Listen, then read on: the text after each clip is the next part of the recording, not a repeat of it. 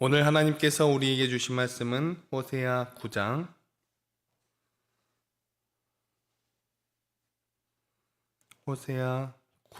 1절에서 17절까지의 말씀입니다.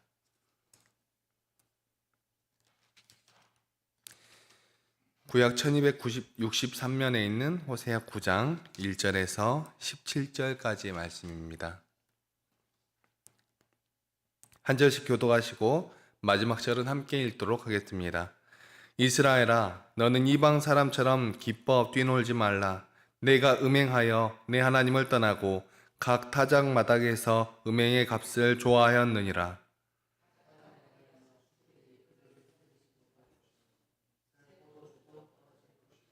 그들은 여호와의 땅에 거주하지 못하며 에브라임은 애굽으로 다시 가고 아수르에서 더러운 것을 먹을 것이니라.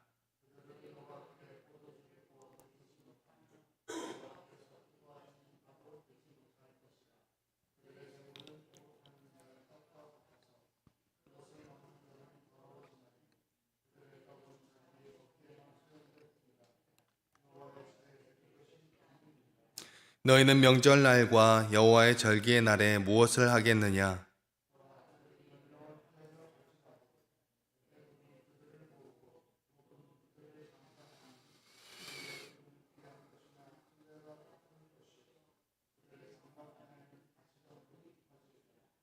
형벌의 날이 이르렀고 보응의 날이 온 것을 이스라엘이 알지라.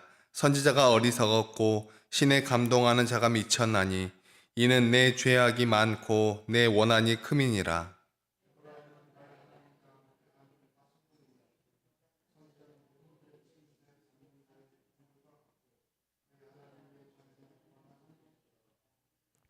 그들은 기브아의 시대와 같이 심히 부패한지라.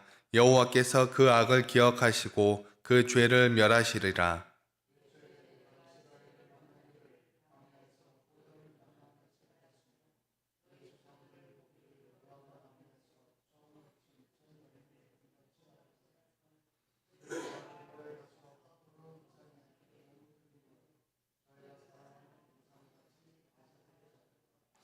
에브라임의 영광이 새같이 날아가리니 해산하는 것이나 아이 베는 것이나 임신하는 것이 없으리라.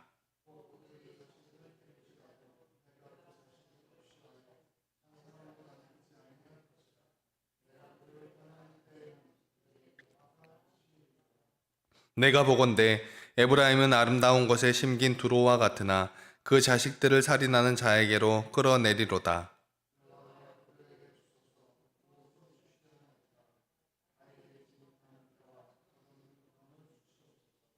그들의 모든 악이 길갈에 있으므로 내가 거기에서 그들을 미워하였노라. 그들의 행위가 악함으로 내 집에서 그들을 쫓아내고 다시는 사랑하지 아니하리라. 그들의 지도자들은 다 반역한 자니라.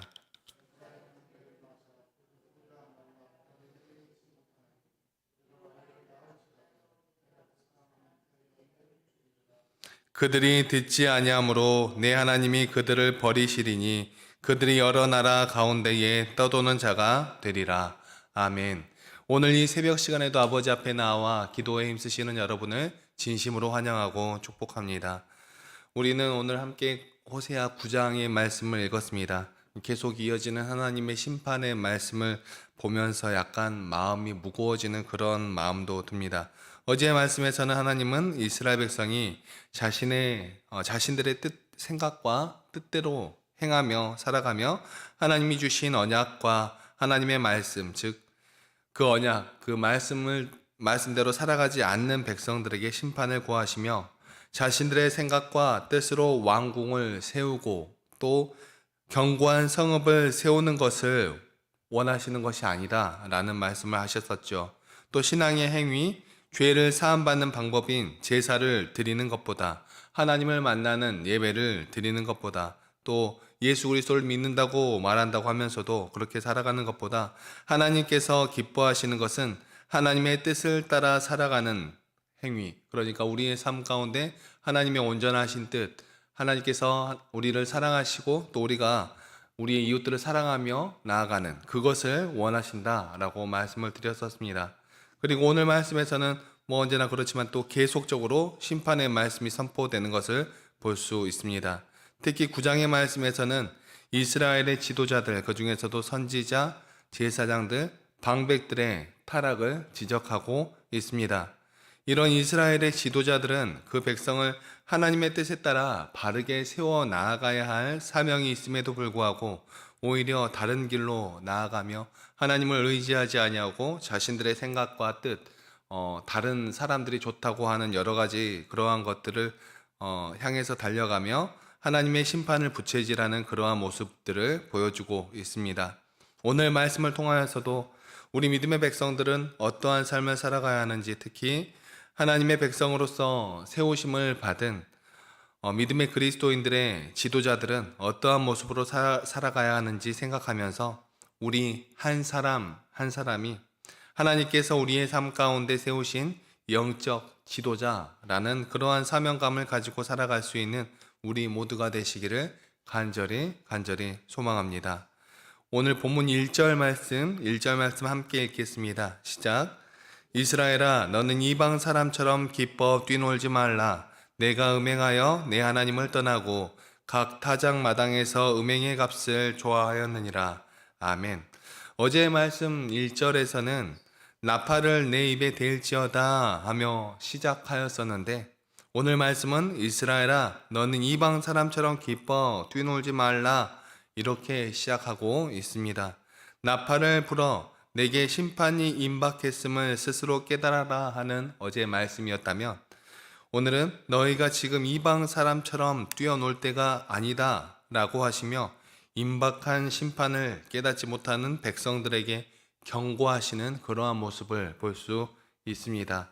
이스라엘은 곡물을 수확할 때, 특히 추수할 때 그 모습은 거의 축제를 방불케 했습니다.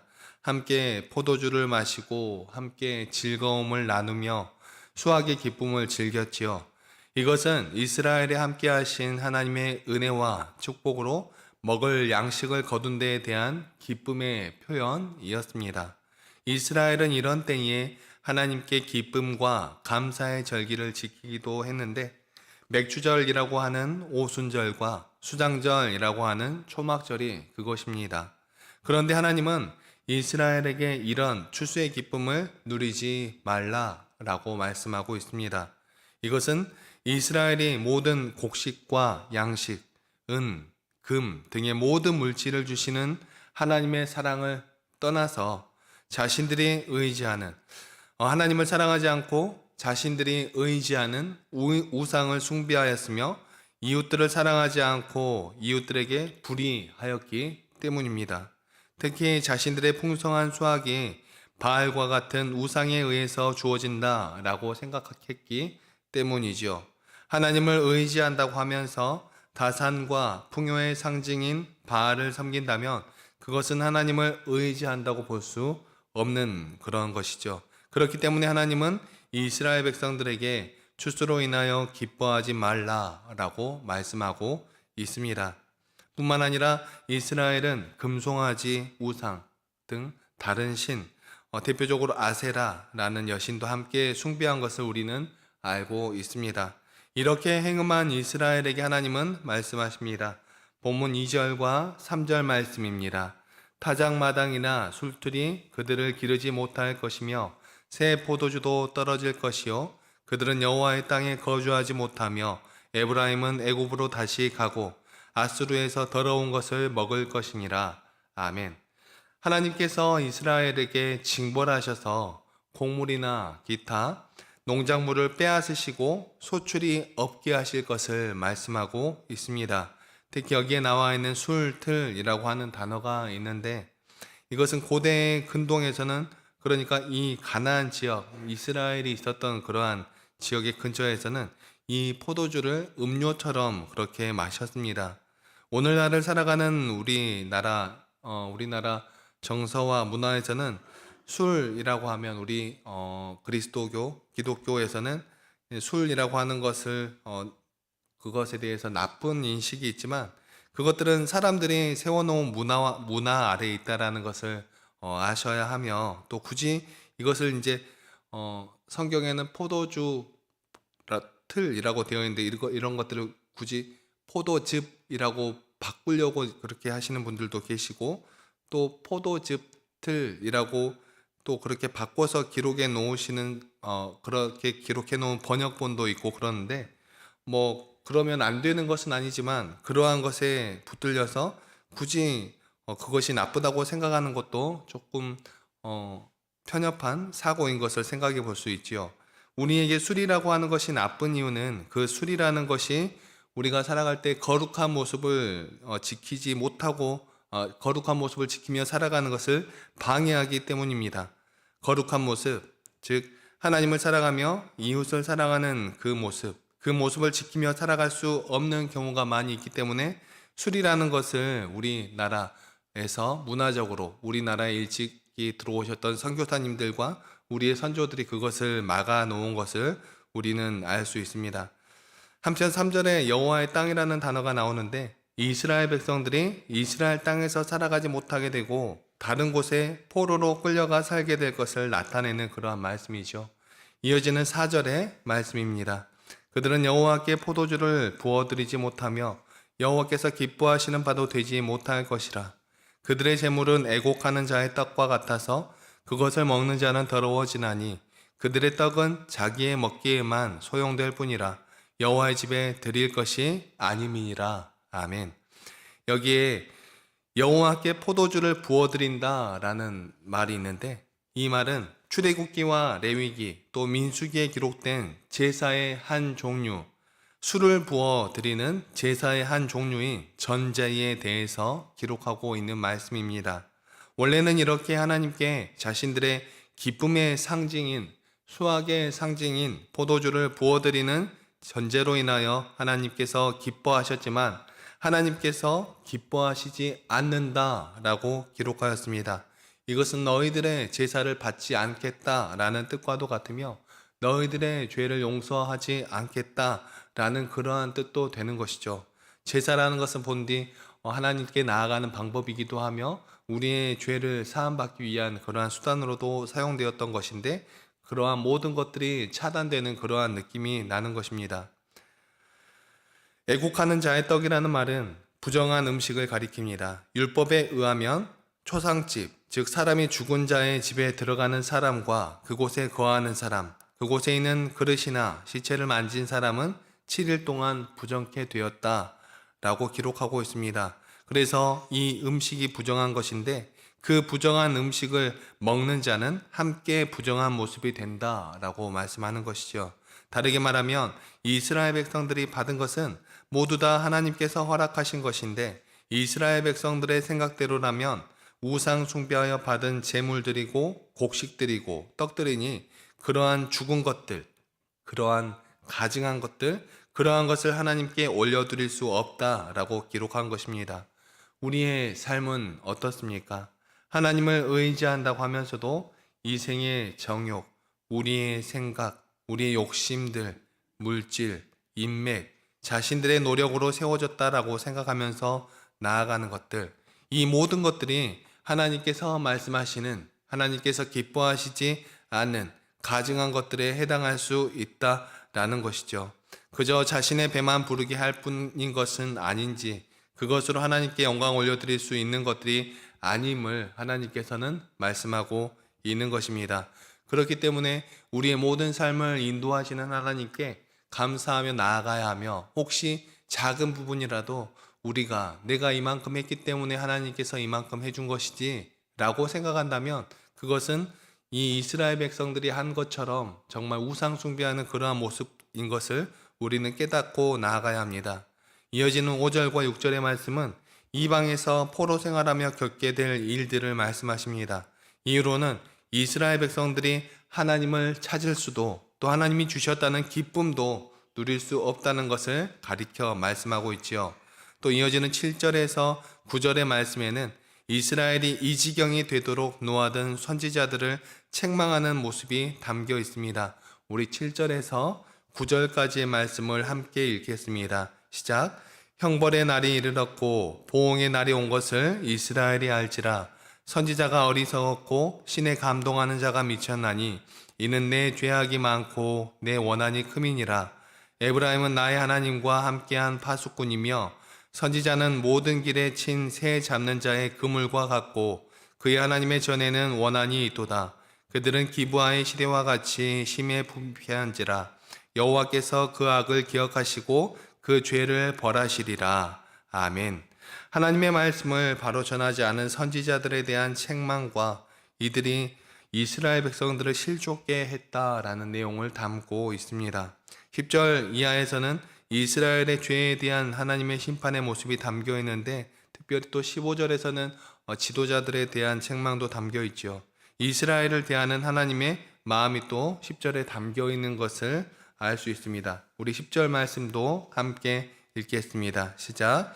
옛적에 내가 이스라엘을 만나기를 광야에서 포도를 만난같이 하였으며 너희 조상들을 보기를 무화과 나무에서 처음 맺힌 첫 열매를 봄같이 하였거늘 그들이 바알보올에 가서 부끄러운 우상에게 몸을 들이므로 저희가 사랑하는 우상같이 가증하여졌도다. 아멘.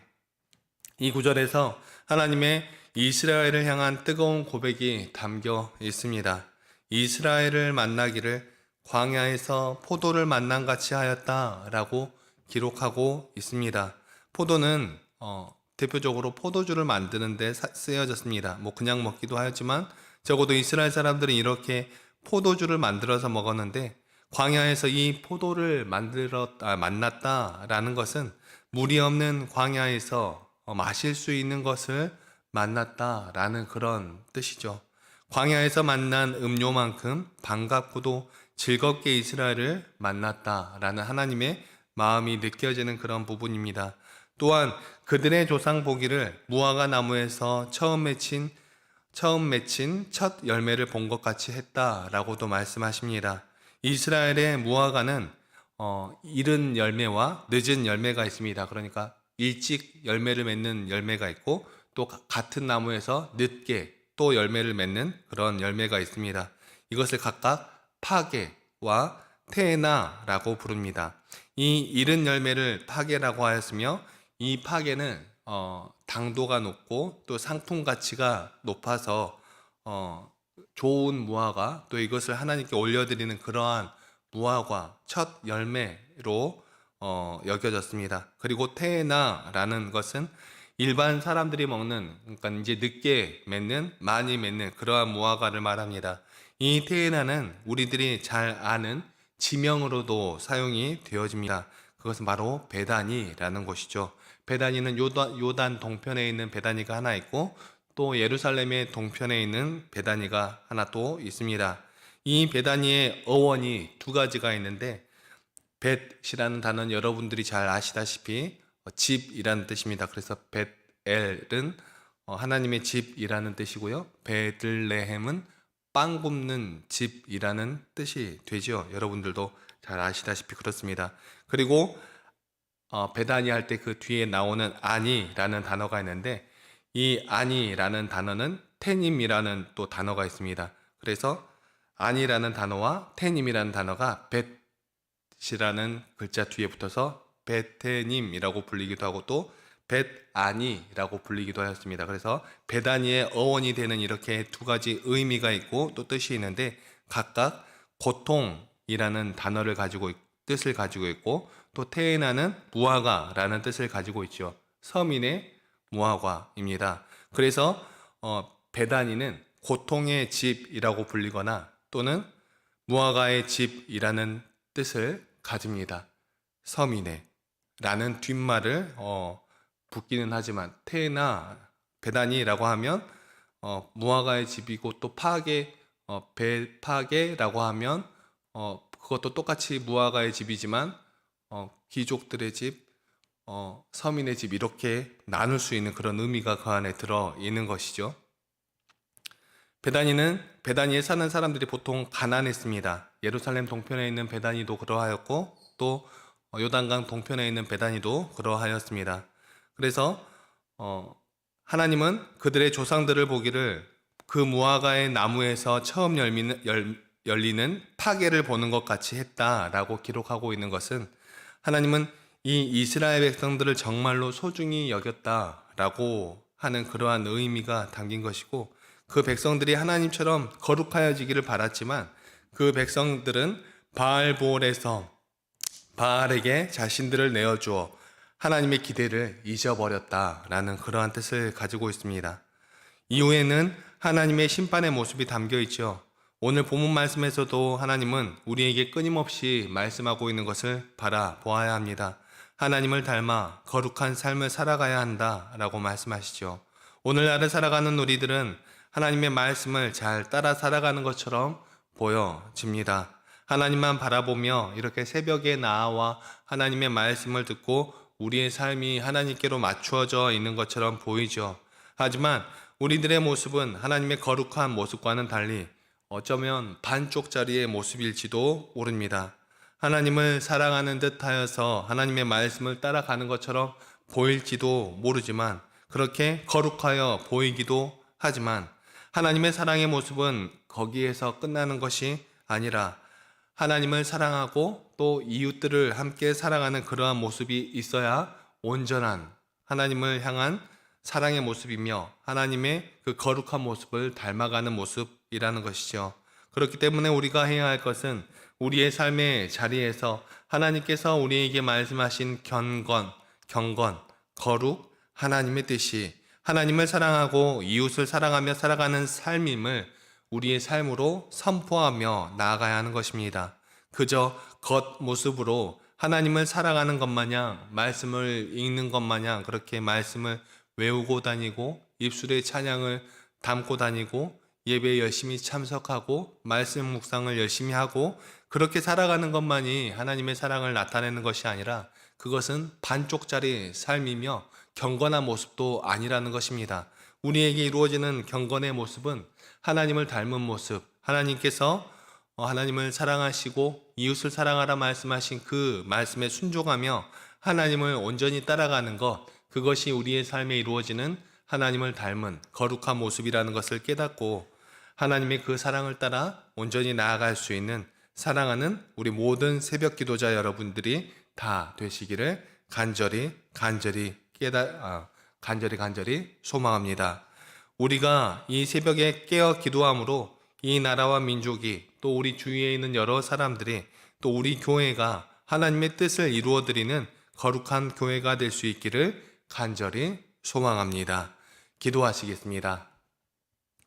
사랑과 은혜가 충만하신 하나님 아버지 너무나 감사합니다. 오늘 이 새벽 시간에도 하나님의 말씀을 통하여서 우리가 어떠한 모습으로 나아가야 할지 생각해 보게 하여 주시니 너무나 감사합니다. 또한 하나님께서 우리에게 바라시는 모습이 어떠한 모습인지 생각하게 하여 주시니 너무나 감사합니다. 하나님의 선택을 받고 하나님께서 사랑하시는 민족 사람들 가운데에서 정말 하나님을 떠나버린 우리 인류 가운데 이 모든 인류가 아버지 앞으로 돌아오게 하시려고 우리 사람들 가운데서 택하신 이스라엘 백성들, 하나님 그 이스라엘 백성들이 하나님의 사랑을 받고도 하나님 앞에서 떨어져 나아온 것들을 바라보며 하나님의 사랑을 온전히 이해하지 못하고 또 하나님의 사랑을 온전히 받아 누리지 못하고 자신들의 뜻과 생각들로 나아갔던 모습들을 바라보며 우리의 모습은 그러한 모습으로 나아가지 않기를 우리의 모습들을 온전히 바라보며 나아갈 수 있는 우리 모두가 될 수 있도록 도와주시고 인도하여 주시옵소서.